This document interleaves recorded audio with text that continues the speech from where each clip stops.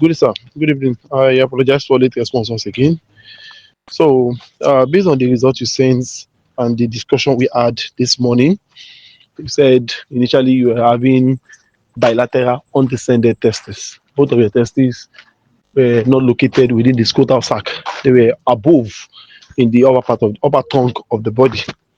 So, the issue here is that the testis has a temperament, like there is a particular temperature which the testicular cells can function optimally. Let me make myself more clear. The testis is like 4 degree below the normal body temperature. Like our normal body temperature is 37 degree. Listen to this, so you understand what I'm saying. Though. I know you might be like, maybe I'm sounding too technical, but it's very important to understand what is going on. So the normal body temperature is 37 degree. You get around 37 degree. But the testicular environment should be like 4 degree below. That will be around 32, 33 degree. Because of the fragility of the testis. The testis is very fragile. Anything that increases its temperature can destroy it. Like anything, even as small as putting on tight boxers, you know, as putting on your gadget on your lap, this can have adverse effect on the testis because of how fragile the testis is.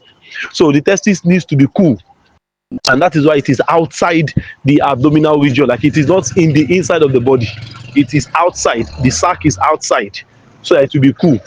Now, for you having undescended testes, that means from birth both of your testes did not descend into the scrotal sac.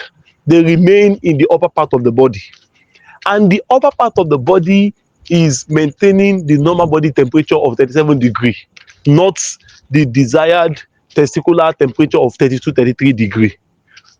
So which means your testes have been in a hot region for the major part of your life. And if ordinary boxers can destroy testicular cells and make it, people have azoospermia due to just putting on tight boxers. Now, what of if the testis is located, in a location that is naturally hot, like the abdominal region is always hot? I don't know if you're getting me. So your testes have been in that region till 2018 when you said you did the surgery. By that time, the testicular cells have degenerated. They have degenerated. So the surgery that you did was to correct the issue anatomically. That is to put the testes in the scrotal sac anatomically to know that, okay, I have testes within my scrotal sac. But physiologically, the function of the testes has been impaired. Let me use that mild word. The function of the testes have been impaired because the testes have been in a location that is not conducive for the testicular cells to function. I don't know if you're getting me well. So the surgery you did is just to repair and restructure, but to return the function of the testes after that long period of time. I don't know your age, but I want to guess you be around 30, 35. So if you're around 35 and you did, the orthopexy around 2018, which is 7 years ago, so that means for like 28 years, approximately 30 years of your life, the testes have been located within the abdominopelvic region, which is a region that is, having high temperature. So by the time you corrected it, you did the corrective surgery. The function of the testes is not. I'm not ruling out the fact that God Almighty is a God that does wonders and is capable over all things. You get, But if anything would be, because like you said, based on the results you sent, that even after the surgery, one of the testes is still absent. And he said, now again, you are not feeling the other testes. So not that the testis is not there. But the issue is that the testicular volume has reduced severely.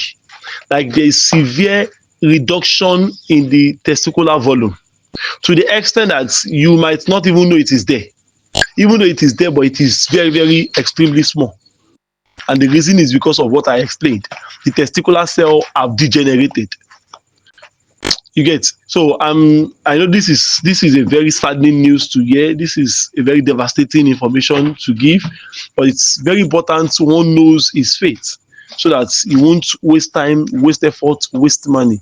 But like I said, there's nothing God is incapable of doing. Aha. God is capable over all things. But if anything will happen, it will happen miraculously. Not that maybe there is one medication that anyone gives you, and that medication is the one that, because the testes have been in a location that it should not be for the largest part of your life. So if tight boxers can destroy testicular function, then what of the testes being in a hot, high temperature for these huge numbers of years? So I pray God Almighty grant you success in your endeavors. And candidly, success is not only is not measured by the numbers of kids you have. There are a lot of people who have countless numbers of kids, but still they don't, even their life has no meaning. Aha. So the impact you're able to make on people's life, the positive the positive contribution you're able to add to the society, to the betterness of humanity. These are things that continues on, that you keep on getting rewarded for it, you keep on getting remembered for it, and the legacy continues even after your demise. So person wey born, person wey no born, so every one of us, we're gonna pack away one day. So I pray God Almighty grant us success and grant us all our heart desires.